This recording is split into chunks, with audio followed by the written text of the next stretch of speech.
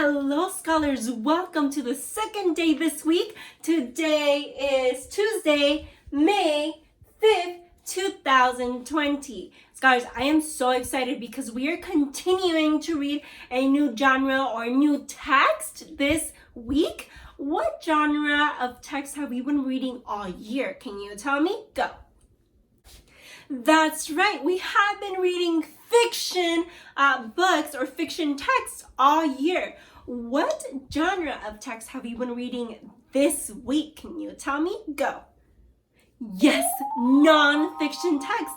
Nonfiction text is a new type of book or new genre that we will begin this week, or we have been starting this week. I know that you will use this for the rest of your life. You will use this for the rest of your life, scholars. So keep in mind all of this information. This will really help you, and keep it in your brain. It will really help you in the long run. Scholars, as we were reading fiction text, we read the story in order. And there was always a story. And as we read, we always focused on the character's personality, the character's motivation, and the plot.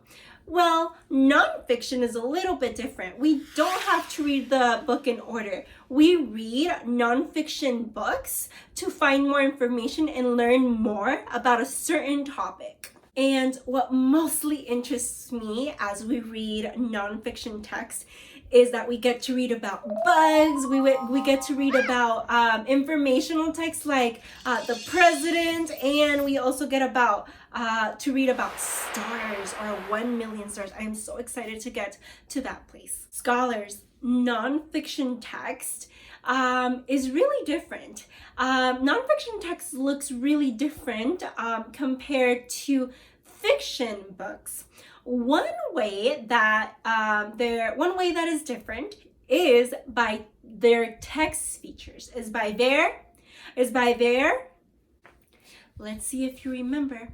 Text features, get ready, go. Text features help the reader know where to go in the book and give extra information.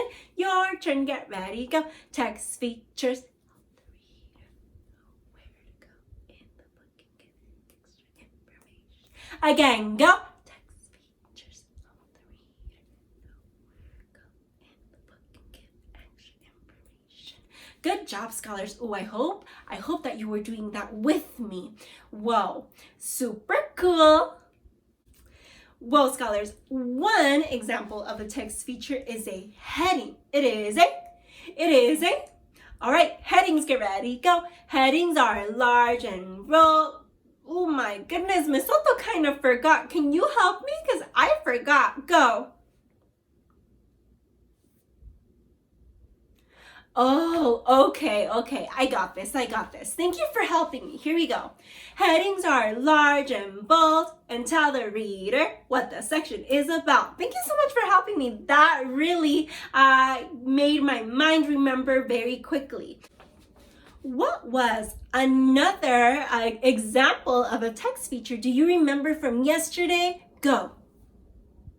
That's right. We did learn about the table of contents. Table of contents, get ready, go. All scholars, get ready, go. Table of contents lists sections of the text. One more time, get ready, go. Table of contents lists sections of the text. And we are awesome. Yesterday, scholars, we got to learn more about those chants. Today, we are actually going to get right to the book and we're going to get to read it. Please read with me. All right, I want to read about the insect family. So I know that I need to go to my table of contents, and it says page 3. Oop, it looks like I'm right there. All right. This heading is titled All in the Insect Family. Well, I know that you're already thinking about what this section is going to be about. Headings are large and bold and tells the reader section is about. Oh, see? Oh my goodness, super easy. Let's begin. Go outside on a warm summer day. Look around. What insects do you see?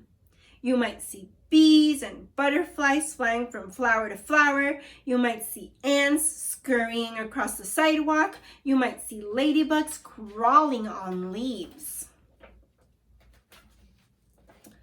Bees, butterflies, ants, wasps, and ladybugs all look different, but they are all insects, and all insects are alike in some ways.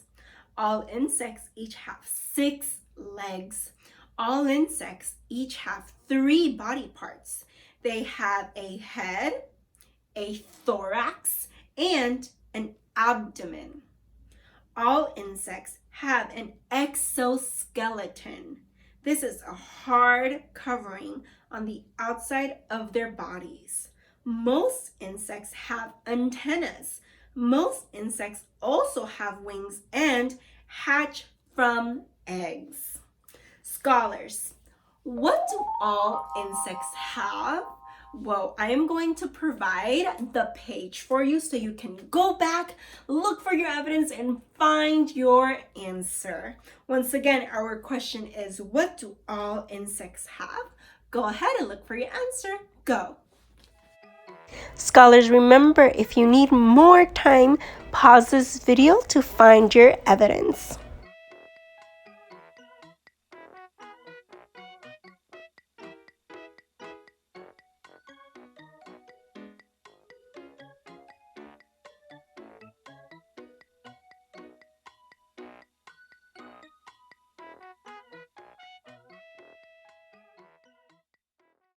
All right, so what do all insects have? Go. That's right. I do agree. I do think that all insects have a head, a thorax, 6 legs, and antennas.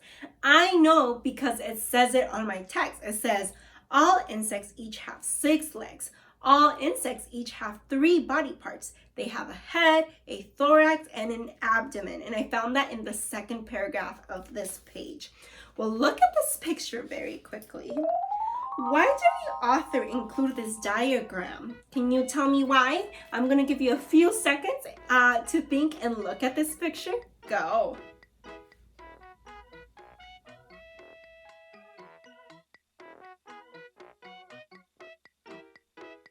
Tracking me. So why do you think the author included this diagram? Go. That's right, scholars. I do agree. I do think that the author included this diagram because the author wanted us to help us visualize all parts of an insect. Let's keep going. Oh, this is fun stuff, way different than a fiction book. Let's keep going. There are more than 1,000,000 kinds of insects. While each kind of insect is different from another kind, some have things in common. Different kinds of insects that have things in common are said to be in the same insect family. All right, let's keep reading. Can you tell me what this heading, what this section is going to be about? Just looking at the heading, go. Oop, let's see if that's true or not. Let's read. Take a look at these insects, an ant, a bee, and a wasp. What do you notice? You can see the 3 body parts of each insect's body: the head, the thorax, and the abdomen. Wasps, bees, and ants are in the same insect family. Well, look at that. I already see so many similarities. Do you see similarities between these insects? Well, let's keep reading. Many of the insects in this family have wings. They also have mouths that chew and bite. Bees have a special mouth part that helps them drink nectar from flowers. Many of these insects also have stingers at the end of their abdomens. Well, look at that, scholars. Really cool. I love seeing a very close-up of these insects. Let's keep reading.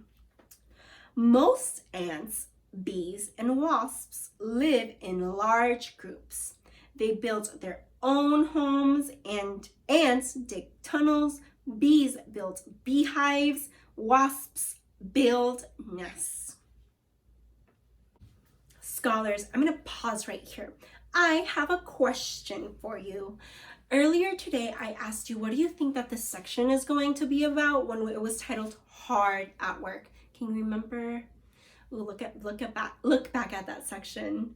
Cool. Now that you have looked at that section, I want to know, what did the author mean when he said hard at work and he used that word work?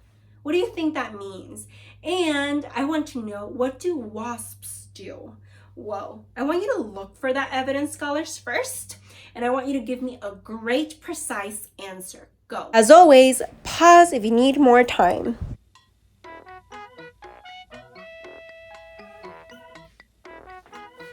Tracking me? Okay, so what do they do? Loud and proud, go. That's right. I do agree. I do think that these insects, like the ants, they dig tunnels, and wasps, they probably or they do make nests or build nests. It's pretty cool what these this nonfiction text is teaching us. Let's keep reading. Whoa, say not so fast. Scholars, this was my evidence.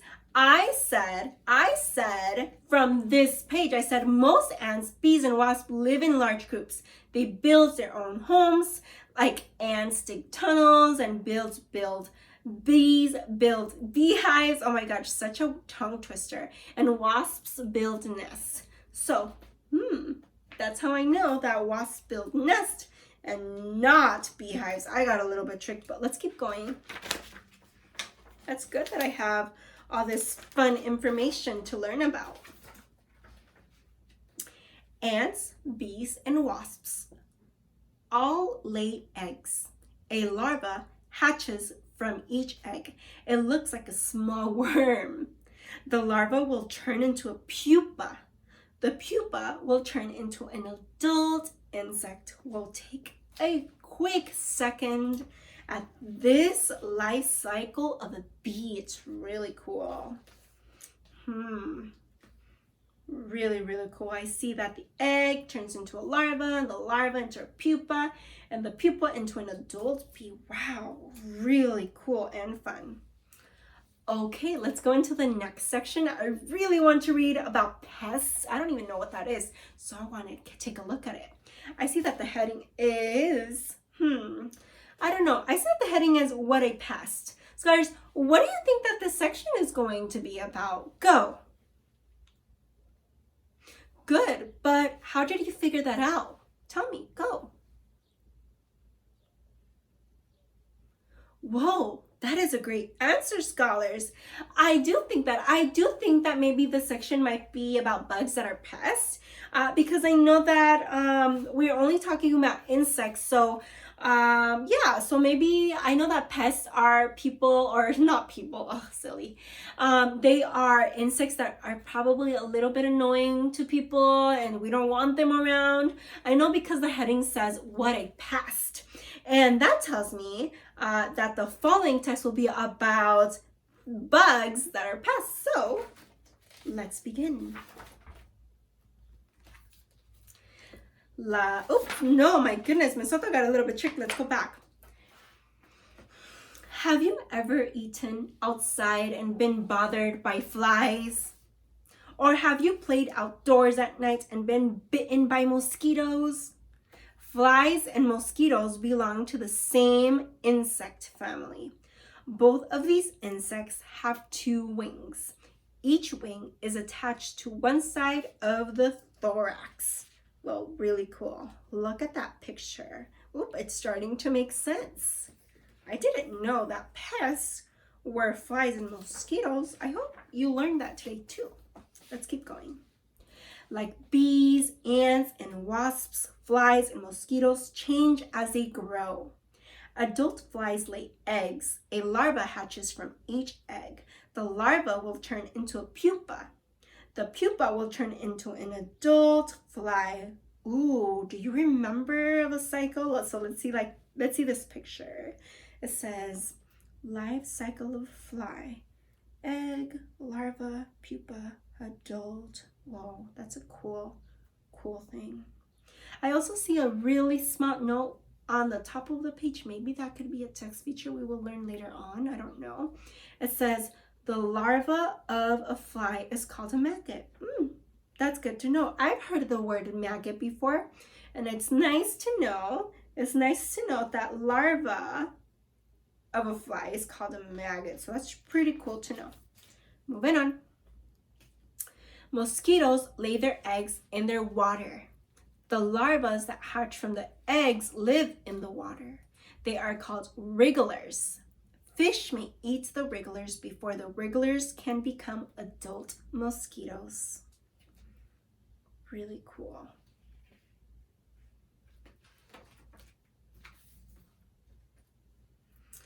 Okay, scholars, next page. What do you think this section is going to be about? What do you think? Go. Really cool. It says fancy flyers, so I think that this section might be about bugs that can fly. That's a really great idea of this heading. Okay, let's keep going. Moths and flies can be very beautiful. Both kinds of insects have 2 pairs of wings. The wings are covered in tiny scales. Butterflies and moths change as they grow. The larvae of butterflies and moths are called caterpillars. Cool. It's a cool close-up of a wings or scales on a butterfly wing. Super cool to see. Butterflies and moths seem alike, but they are different in some ways. A butterfly has colorful wings. Moth wings are usually dull. A butterfly rests with its wings upright.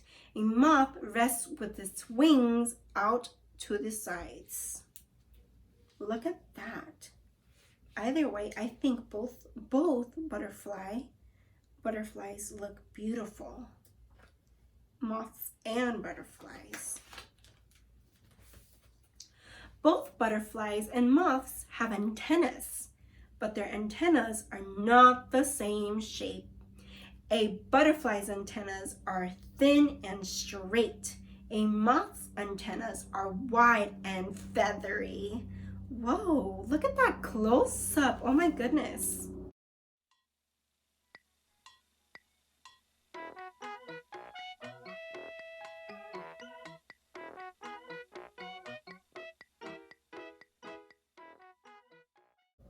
Let's keep going.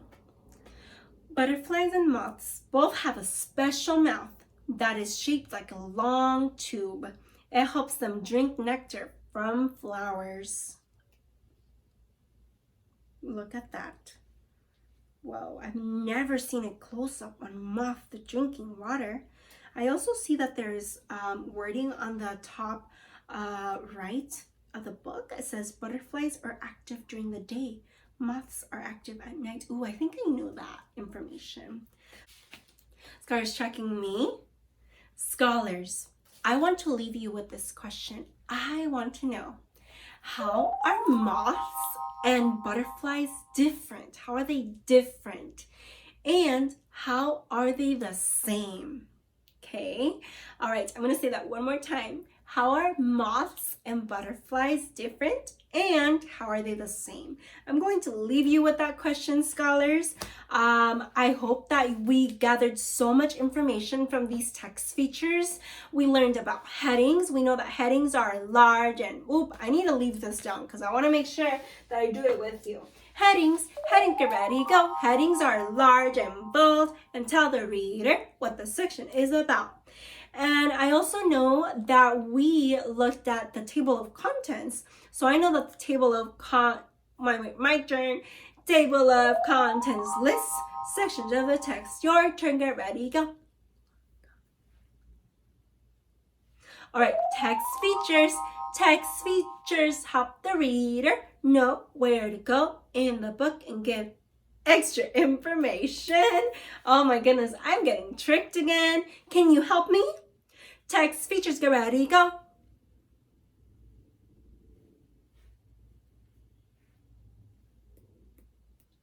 Thank you for helping me. Well, scholars, thank you for helping me.